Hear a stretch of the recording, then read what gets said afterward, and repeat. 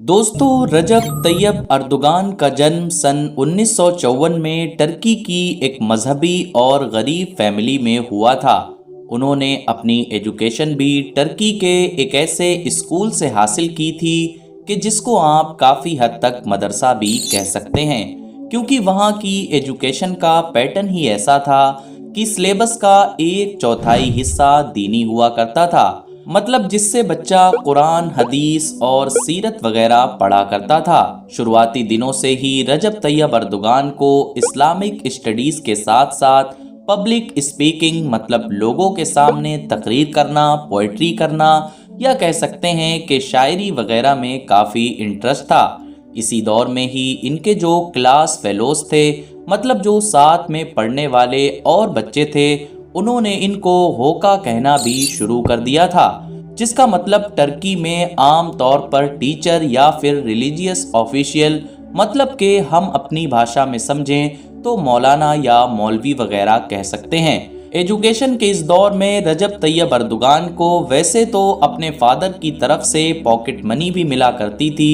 लेकिन वो हद से ज़्यादा कम थी, तो इसलिए वो अपना खर्चा पानी चलाने के लिए टर्की की जो रिवायती मशहूर रोटी है उसको सड़कों पर बेचा करते थे। साथ ही गर्मी के मौसम में सड़कों पर उन ड्राइवर्स या फिर गाड़ियों में बैठे हुए आम लोगों को पानी की बोतल्स भी बेचा करते थे कि जो ट्रैफिक में फंस जाया करते थे। 1973 में वो अंकारा की मशहूर यूनिवर्सिटी के पॉलिटिकल साइंस डिपार्टमेंट में एडमिशन लेना चाहते थे, लेकिन प्रॉब्लम ये हुई कि जिस तरह के स्कूल से उन्होंने पढ़ाई की थी, हाई स्कूल किया था, वो काफ़ी हद तक मदरसा ही कंसीडर किया जाता था, जिसकी वजह से उनका वो जो डिप्लोमा था वो इस यूनिवर्सिटी में एडमिशन लेने के लिए एलिजिबल नहीं था। नतीजा ये हुआ कि लाख कोशिशों के बावजूद भी अर्दोगान का ये सपना सपना ही रह गया, जिसकी वजह से अब आगे की पढ़ाई उन्होंने दूसरी जगह शुरू की। इसी हायर एजुकेशन के दौर में वो लगातार ना सिर्फ फुटबॉल खेला करते थे, बल्कि फुटबॉल के अच्छे प्लेयर भी थे। पॉलिटिकल साइंस में इंटरेस्ट होने की वजह से और पब्लिक स्पीकिंग में अच्छा होने की वजह से अब उन्होंने जो पॉलिटिकल एक्टिविटीज़ थी या जो भी पॉलिटिकल मूवमेंट हुआ करते थे, उन सब में भी काफ़ी हद तक हिस्सा लेना शुरू कर दिया था। इस दौर में ये ख़ास तौर से बहुत सारे ग्रुप का हिस्सा बनने लगे थे कि जो उस दौर में टर्की के बढ़ते हुए कम्युनिज्म को काउंटर कर रहे थे। इसी दौर में ही इन्होंने MSP नाम की एक पार्टी को भी ज्वाइन किया कि जिसकी आइडियोलॉजी काफ़ी हद तक इस्लामिस्ट मानी जाती थी। तकरीर में महारत की वजह से रजब तैयब अर्दोगान ने पॉलिटिक्स की दुनिया में अभी लोगों की नज़रों में आना शुरू ही किया था कि 1981 में टर्की के अंदर अचानक से मिलिट्री कू होता है, मतलब कि तख्ता पलट होता है और फिर मिलिट्री की तरफ से तमाम छोटी बड़ी पॉलिटिकल पार्टीज़ के ऊपर पाबंदी लगा दी जाती है। बाकी पॉलिटिशियन लोगों की तरह रजब तैयब अर्दोगान भी कुछ वक्त के लिए गायब हो जाते हैं और इसी दौर में वो अपनी ज़िंदगी में गुजर बसर करने के लिए एक छोटी सी प्राइवेट जॉब कर लेते हैं। मगर 1984 में ये पाबंदियां हटती हैं तो एक बार फिर से वो पॉलिटिक्स में एक्टिव हो जाते हैं। मगर रजब तैयब अर्दोगान को जो असली शोहरत मिली और जो उनकी ज़िंदगी में एक बड़ा मोड़ आया, वो दरअसल साल 1994 का वक्त था कि जब उन्होंने इस्तांबुल की मेयर का चुनाव लड़ने के लिए दावेदारी ठोक डाली। न सिर्फ दावेदारी ठोकी बल्कि पूरे टर्की को हैरान करते हुए ये चुनाव जीत भी लिया। टर्की के लोगों के लिए रजब तैयब अर्दोगान का इस तरह से चुनाव जीतना ज़्यादा हैरान कर देने वाला इसलिए था क्योंकि उनके मुकाबले में जितने भी लोग खड़े थे वो न सिर्फ बहुत ज़्यादा सीनियर थे और पुरानी पार्टीज से थे, बल्कि वो सेकुलर थे, जबकि दूसरी तरफ रजब तैयब अर्दोगान नए थे और साथ ही जिस पार्टी से वो चुनाव लड़ रहे थे वो दरअसल एक मजहबी इमेज की थी। तो उस दौर में तो टर्की के मजहबी पार्टी टिकट पर इस तरह से सीनियर सेकुलर नेताओं को हरा देना इमेजिन भी नहीं किया जा सकता था। रजब तैयब अर्दोगान 1994 से लेकर 1998 तक ये जो इस्तांबुल शहर के मेयर रहे थे, यही दरअसल टर्की की सबसे ऊंची गद्दी पर पहुंचने का रास्ता साबित हुआ, क्योंकि इन्हीं 4 सालों में उन्होंने इस्तांबुल के अंदर जो बड़े बड़े काम किए और जिस तरह से इस ऐतिहासिक शहर का पूरा नक्शा ही बदल दिया, ये अर्दोगान का वो कारनामा था कि जिसकी तारीफ उनके अपने सपोर्टर्स ही नहीं बल्कि मुखालिफ लोग भी करते हैं। क्योंकि उस दौर में जहां एक तरफ पूरा का पूरा टर्की बड़ी बड़ी मुसीबतों का सामना कर रहा था, तो वहीं दूसरी तरफ इस्तांबुल के हालात उल्टे नजर आते थे। वहां का इंफ्रास्ट्रक्चर, वहां की फैसिलिटीज, वहां की बहुत सारी चीजें पूरी तरीके से बदल चुकी थी। यही वजह थी कि जहां एक तरफ वहां के पॉलिटिशियन से आम लोग परेशान हो रहे थे, तो वहीं रजब तैयब अर्दोगान एक बड़े और नए नेता के तौर पर उभर रहे थे। मगर इसी दौर में ही सन 1997 में एक पब्लिक गैदरिंग में, मतलब कि तमाम लोगों के सामने जब वो बोल रहे थे, तो उन्होंने एक ऐसी पोएम या फिर आप कह सकते हैं कि एक ऐसी कविता पढ़ी कि जिसके खिलाफ एक बार उन पर एक्शन ले लिया गया और उनके ऊपर ये इल्ज़ाम लगा कि इन्होंने इस पोएम के ज़रिए से टर्की की जो सेकुलर पार्टीज़ हैं उनकी खिलाफ वर्जी की है। रजब तैयब अर्दोगान को फौरन जेल में डाल दिया गया और ये जो मेयर का पद था, इस पर से उनको बर्खास्त कर दिया गया। न सिर्फ बर्खास्त कर दिया गया बल्कि फ्यूचर में भी इलेक्शन लड़ने पर पाबंदी लगा दी गई। लेकिन रजब तैयब अर्दोगान के ऊपर लिया गया ये एक्शन काफी हद तक बैकफायर कर गया, क्योंकि अगले 10 महीने तक रजब तैयब अर्दोगान जब जेल में रहे, तो इस पूरे पीरियड में उनकी जो पॉपुलैरिटी थी वो कम होने की बजाय लगातार बढ़ती चली गई। 2001 में तो उनकी जो वेलफेयर मजहबी पार्टी थी उस पर भी पाबंदी लगा दी गई, जिसकी वजह से उन्होंने अब नई पार्टी जिसका नाम जस्टिस एंड डेवलपमेंट पार्टी था उसकी बुनियाद रखी, जिससे टर्किश नाम की जो शॉर्ट फॉर्म है वो AK पार्टी बनती है और जो आज भी हम लोगों को आम तौर पर मीडिया में नजर आती रहती है। अब जैसा कि हमने शुरू में ही जाना कि यही वो दौर था कि जब टर्की इकोनॉमिकली दिवालिया हो चुका था, वहाँ के लोगों की बेचैनी और परेशानी बढ़ती जा रही थी। पुरानी जितनी भी पार्टीज थीं, जितने भी नेता थे, उन सब पर से आम पब्लिक का भरोसा उठ चुका था। ऐसे ही निगेटिव पॉलिटिकल माहौल में टर्की के अंदर इस्तांबुल का नक्शा बदल देने की वजह से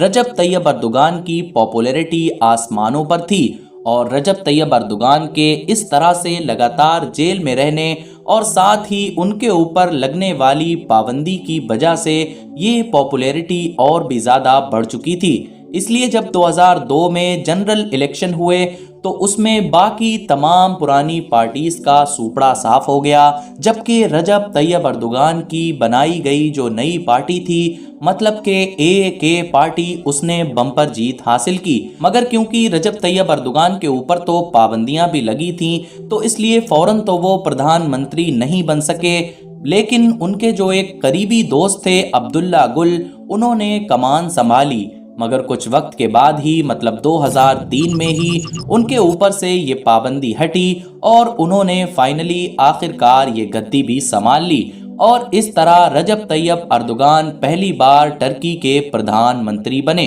रजब तैयब अर्दोगान ने जब टर्की की बागडोर संभाली तो उस वक्त पॉलिटिकली और इकोनॉमिकली टर्की के क्या हालात थे ये बताने की ज़रूरत नहीं है, क्योंकि हम शुरू में ही जान चुके हैं। मगर AK पार्टी जो बड़ी जीत के साथ आई थी, तो जो पॉलिटिकल उथल पुथल लंबे वक्त से चल रही थी उसका तो सवाल ही पैदा नहीं हो सकता था। इसलिए लोग इस चीज़ को लेकर तो मुतमईन हो चुके थे। अब जहां तक मामला तबाह हो चुकी इकोनॉमी का था, तो उस पर काम शुरू किया गया। उसी दौर में ही IMF की तरफ से लगभग 16 अरब डॉलर्स का कर्जा टर्की को अगले 3 सालों के लिए दिया गया, जिसकी वजह से अब भारी इन्वेस्टमेंट का वो भरोसा काफ़ी हद तक वापस आने लगा कि जो एक वक्त में तबाह हो चुकी इकोनॉमी की वजह से पूरी तरीके से ख़त्म हो चुका था। गवर्नमेंट ने अब टेलीकॉम और ट्रांसपोर्ट जैसे जितने भी बड़े बड़े सरकारी अपार्टमेंट थे, इन सभी को अब प्राइवेट ओनरशिप में देना शुरू कर दिया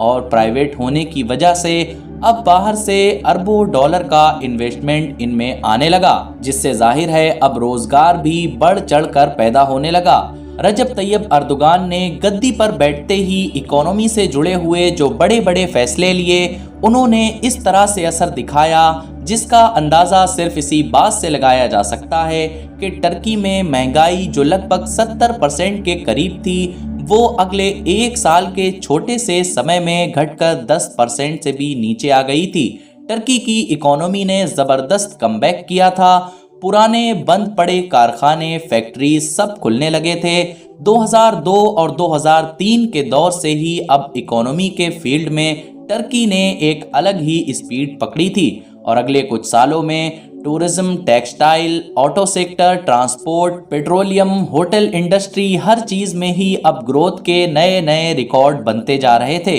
आपको जानकर शायद हैरानी होगी कि 2008 और 2009 के दौर में जो एक ग्लोबल इकोनॉमिक क्राइसिस आया था, मतलब एक ऐसा क्राइसिस कि जिसमें पूरी दुनिया को ही जूझना पड़ा था, उस वक्त भी टर्की अपनी इकोनॉमी को मेंटेन करने में कामयाब रहा था। न सिर्फ बचाने में कामयाब रहा, बल्कि यूरोप के बाकी तमाम देशों से इसने उस दौर में अच्छा परफॉर्म किया। टर्की पर कर्जे की बात करें और मेनली IMF पर नज़र डालें तो 1961 से लेकर 2002 तक टर्की को ना चाहते हुए भी 19 बार IMF के प्रोग्राम का हिस्सा बनना पड़ा। लेकिन यहाँ पर भी हैरान कर देने वाली बात यह है कि 2002 में टर्की जो IMF के प्रोग्राम का हिस्सा बना था, ये उसका आखिरी बार था। मतलब 1961 से लेकर 2002 तक, यानी कि 40 साल में 19 बार, और उसके बाद से लेकर आज तक एक बार भी नहीं। लगभग 23 अरब डॉलर्स के कर्जे में डूबी हुई टर्की की जो इकोनॉमी थी, वो रजब तैयब अर्दोगान के दौर में बड़ी तेजी के साथ उभरती गई और 2012 का दौर आते आते IMF के कर्जे के जाल से पूरी तरह से आज़ाद हो चुकी थी। अर्दोगान के दौर में टर्की के अंदर इंफ्रास्ट्रक्चर से जुड़े हुए बड़े बड़े प्रोजेक्ट न सिर्फ लॉन्च किए गए बल्कि कंप्लीट किए गए। साथ ही एयरपोर्ट्स के जिसकी तादाद सिर्फ पूरे देश में 26 के करीब थी, उनको 50 में बदल दिया गया। मॉडर्न हाईवेज हो, टनल का जाल हो या फिर कनाल या फिर इस तरह बाकी चीज़ों से जुड़े हुए अर्दोगान के पर्सनल ड्रीम प्रोजेक्ट हों, इनमें से किसी को भी इग्नोर नहीं किया जा सकता है। साथियों, सिर्फ इकोनॉमी ही नहीं, डिफेंस के फील्ड में भी रजब तैयब अर्दोगान के दौर में टर्की ने खूब झंडे गाड़े हैं, क्योंकि आज टर्की की गिनती दुनिया के सबसे ताकतवर देशों में की जाती है। टर्की की डिफेंस इंडस्ट्री भी धीरे धीरे जिस जगह पर पहुंच चुकी है, वहां पर दुनिया के गिने चुने देशों की ही इंडस्ट्री नजर आती है। ये लोग न सिर्फ एडवांस और ताकतवर फाइटर जेट बना रहे हैं, बल्कि इनके ड्रोन्स का तो कोई सानी ही नहीं है। साथ ही टर्की दुनिया के उन गिने चुने देशों में आता है कि जो अपने इन्फ्लुएंस को फैलाने के लिए न सिर्फ दुनिया के अलग अलग देशों में अपने मिलिट्री बेसिस बनाने की कोशिश करता रहता है, बल्कि कई देशों में बना भी चुका है। रजब तैयब अर्दोगान के ऊपर टर्की की सेकुलर पार्टीज और नेताओं की तरफ से ये इल्ज़ाम लगाया जाता रहा है कि ये न सिर्फ मजहबी आइडियोलॉजी को मानते हैं, बल्कि टर्की की पुरानी पहचान और उसके पुराने दौर यानी सल्तनते उस्मानिया को वापस लाना चाहते हैं। और ये इल्ज़ाम इसलिए भी ज़्यादा लगाया जाता रहा है कि जब रजब तैयब अर्दोगान के दौर में टर्की की फौज ने ताकतवर होने के साथ साथ अपना इंटरफेयर दुनिया के अलग अलग देशों में तो बढ़ाया ही है, साथ ही साथ दुनिया के कई देश ऐसे भी हैं कि जहां पर टर्की ने अपनी मिलिट्री बेसिस बनाने की बजाय या फिर अपनी मिलिट्री भेजने की बजाय वहां पर पॉलिटिकल पावर का इस्तेमाल करके या फिर सॉफ्ट पावर का इस्तेमाल करके अपना इन्फ्लुएंस बनाने की कोशिश की है। अब रजब तैयब अर्दोगान का मजहबी बैकग्राउंड और मजहबी इंटरेस्ट, साथ ही इकोनॉमी के फील्ड में ज़बरदस्त परफॉर्मेंस और इसके अलावा कभी दुनिया में सुपर पावर का स्टेटस रखने वाले टर्की का डिफेंस के फील्ड में भी दुनिया में वापस से रिस्पेक्ट पाना, ये तीनों चीज़ें मिलाकर एक ऐसा कॉम्बिनेशन बनाती हैं कि जिसकी वजह से रजब तैयब अर्दोगान लंबे वक्त से टर्की की राजनीति में अमर हो गए हैं। मतलब उनकी पॉपुलैरिटी इतनी ज़्यादा बढ़ चुकी है और उनका वोट बैंक इतना ज़्यादा बढ़ चुका है कि उनको चाहकर भी कोई हरा ही नहीं पाता है। 2003 میں گدی پر بیٹھنے کے بعد رجب طیب اردوغان نے لگاتار 2007 اور 2011 میں بھی چناؤ میں جیت حاصل کی۔ لگاتار 3 ٹرمز کمپلیٹ کر لینے کے بعد جب رجب طیب اردوغان کو یہ محسوس ہوا کہ وہ قانونی طور پر تو اب ایک بار اور پردھان منتری نہیں بن سکتے ہیں، لیکن پاپولیرٹی تو ابھی بھی اتنی زیادہ ہے کہ کوئی ٹرکی میں ابھی بھی ان کو ہرا نہیں سکتا ہے، تو اسی چیز کا فائدہ اٹھاتے ہوئے ہی انہوں نے پبلک ریفرینڈم وغیرہ کے ذریعے سے بہت سارے بدلاؤ کرنے شروع کیے اور دھیرے دھیرے وہ ساری طاقتیں جو پردھان منتری کے پاس ہوا کرتی تھیں